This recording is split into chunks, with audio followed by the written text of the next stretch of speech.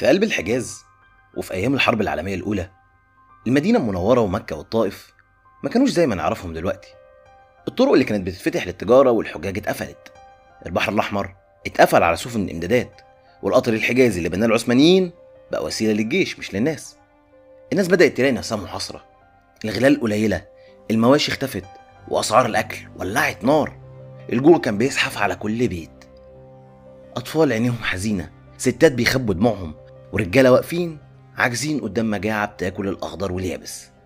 المشهد ده كان بداية مأساة إنسانية منسية، مجاعة الحجاز في الحرب العالمية الأولى. عشان نفهم إزاي المجاعة حصلت لازم نشوف الظروف اللي اتجمعت فوق راس أهل الحجاز. سنة 1914 الحرب العالمية الأولى اشتعلت، والدولة العثمانية دخلت الحرب جنب ألمانيا. فجأة كل حاجة اتغيرت في الحجاز. البحر الأحمر اللي كان شريان الحياة الإنجليز سيطروا عليه بأساطيلهم، والسفن اللي كانت بتجيب قمح وسكر وزيت اتمنعت بالدخول. الطرق البرية اللي كانت بتيجي من الشام ومصر واليمن اتقفلت أو بقت تحت رقابة مشددة. القطر الحجازي اللي أصلا اتبنى عشان يخدم الحجاج وينقل التجارة اتحول لوسيلة عسكرية. جمال باشا اللي لقب بالسفاح استخدمه عشان ينقل السلاح والجنود مش الغلال. والأصعب كان السياسات نفسها. جمال باشا فرض مصادرات على الحبوب والمواشي. أي مخزن قمح، أي شوال شعير كان بيتسحب لصالح الجيش، وده معناه ان الاهالي اتسابوا فاضيين من غير زاد ولا مخزون. الناس لقت نفسها فجأة في عزلة كاملة. الجغرافيا الصحراوية للحجاز كمان ما بتديش فرص كتير للزراعة، واللي كان بيوصل من بره اتقطع. وبكده المجاعة بدأت تزحف ببطء لكن بثبات. المدينة اللي كانت دايما عامرة بالحجاج والتجار بقت فجأة صامتة.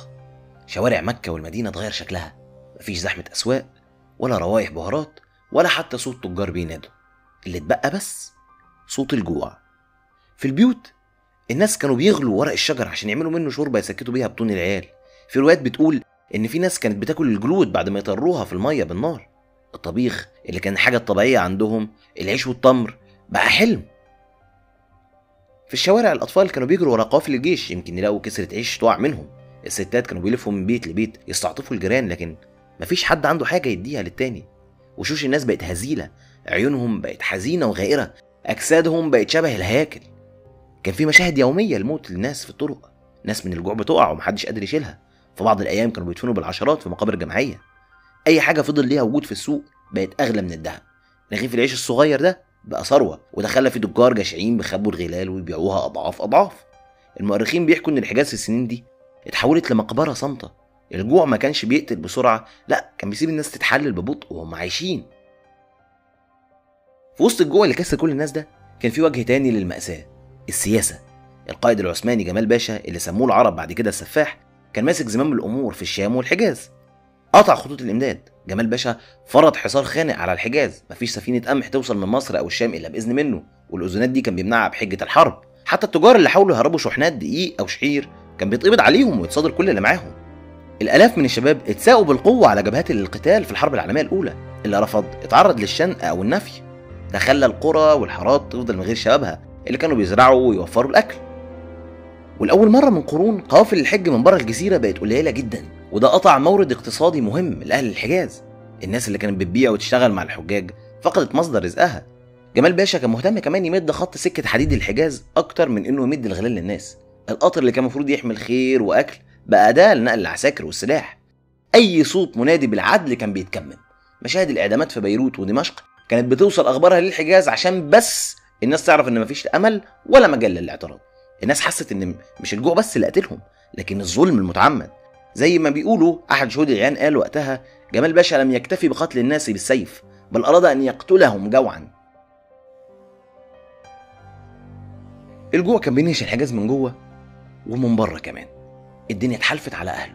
بريطانيا وقتها كانت مسيطرة على قناة السويس واليمن، يعني البحر الأحمر كله تقريبا في إيدها. ومن أول ما العثمانيين دخلوا الحرب ضد الحلفاء، الإنجليز فرضوا حصار بحري خانق.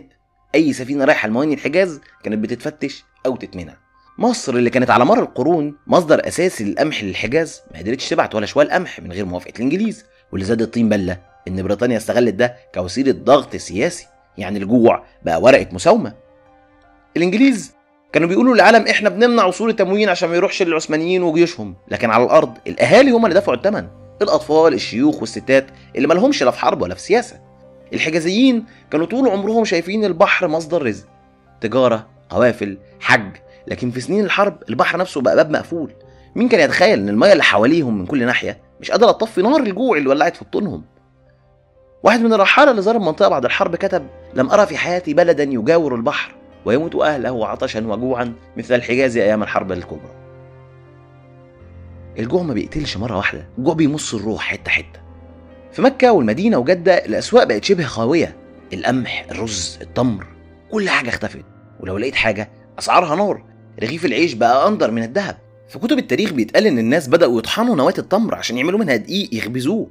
في آخر أيام المجاعة اضطروا ياكلوا أوراق الشجر والجلود المسلوقة. حتى الحيوانات محدش سلم، لدرجة إن الحمار بقى ثروة مش وسيلة نقل.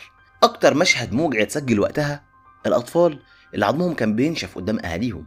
في رواية بتحكي على لسان شاهد عيان بيقول: كنا بنشوف الطفل بيبكي من الجوع وبعدين يسكت فجأة، مش عشان شبع لكن عشان خلاص فارق الحياة. وزي ما بيحصل في كل مجاعة، الوباء جه وراها. الطاعون والكوليرا انتشروا في الحجاز، ولأن الناس ضعفت ما كانش عندهم قوة يقاوموا، فالموت ما كانش بس من بطن فاضية لكن كمان من الجسم اللي استسلم. في المدينة تحديدا الوضع كان جحيم. جمال باشا التركي فرض حصار على أهلها ومنع الخروج إلا بأمر عسكري. الناس كانوا عايزين يهربوا من الجوع لكن حتى الهروب كان ممنوع. واحد من كبار السن في المدينة وصفها بعد سنين وقال: كنا بنعد الأيام مش بالشهور ولا بالسنين لكن بعدد الناس اللي بيموتوا كل يوم.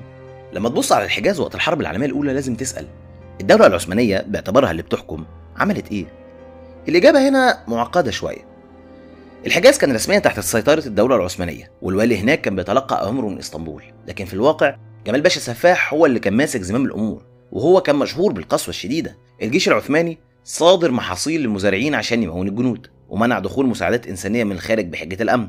فرض حصار على المدينة المنورة لدرجة إن بعض المؤرخين بيقولوا إن المجاعة في المدينة ما كانتش بسبب الحرب لكن كمان كانت بسبب سياسة متعمدة لتجويع سكان المدينة. زي ما حصل في مناطق تانية من الدولة العثمانية تم تهجير أعداد كبيرة من أهل المدينة المنورة بحجة التنظيم العسكري، والنتيجة أسر كاملة اتشردت وجوع فوق الجوع. الغريب إن في نفس الوقت السلطان محمد الخامس في اسطنبول كان بيصدر أوامر ظاهرها إنقاذ، زي محاولة إرسال شحنات غلال لكنها ما وصلتش بشكل كافي لأسباب منها الفساد ومنها إن هم كانوا شايفين أولوية الجيش على حساب الشعب. في رسالة لأحد العلماء وقتها بيقول: إن كان الجوع قدرا من الله فالحرمان من النجدة ظلم من البشر. كتير من أهل الحجاز حسوا إن الدولة العثمانية تخلت عنهم أو حتى تعمدت إذلالهم، وده كان له دور كبير لاحقا في زيادة الغضب الشعبي واللي ساهم في قبول فكرة الثورة العربية ضد العثمانيين. الجوع في الحجاز ما كانش سر، الأخبار خرجت والصرخات وصلت بره شبه الجزيرة، والسؤال هنا مين اللي كان بيسمع ومين اللي اتحرك؟ في الهند، في مصر، في الشام، العلماء كتبوا خطابات ونداءات استغاثة. بعض الجمعيات في الهند جمعت تبرعات وحاولت تبعت غلال للحجاز، لكن الحصار العثماني زائد ظروف الحرب العالمية خلت المساعدات ما توصلش. مصر وقتها كانت تحت الاحتلال البريطاني، في محاولات فردية من تجار انهم يبعتوا قوافل سرية، لكن الانجليز كانوا خايفين ان ده يتفسر كتدخل سياسي فما سهلوش الموضوع. العالم الغربي، الدول الأوروبية كانوا مشغولين بقى بحربهم الكبرى، والحجاز بالنسبة لهم تفصيلة صغيرة جدا جنب معارك أوروبا. يعني باختصار مفيش تحرك دولي حقيقي. أحد الحجاج المصريين اللي كان موجود في المدينة بيقول: كنت أرى الناس يمشون في الطرقات كالظلال، يسقطون فلا يقومون، فإذا دفنوا لم يجدوا من يتبعهم. المفارقة إن الناس في مكة والمدينة كانوا يموتوا من الجوع، وفي نفس الوقت في اسطنبول والأناضول الولائم كانت لسه بتقام للبشوات والقيادات. الخذلان كان أعمق من الجوع نفسه.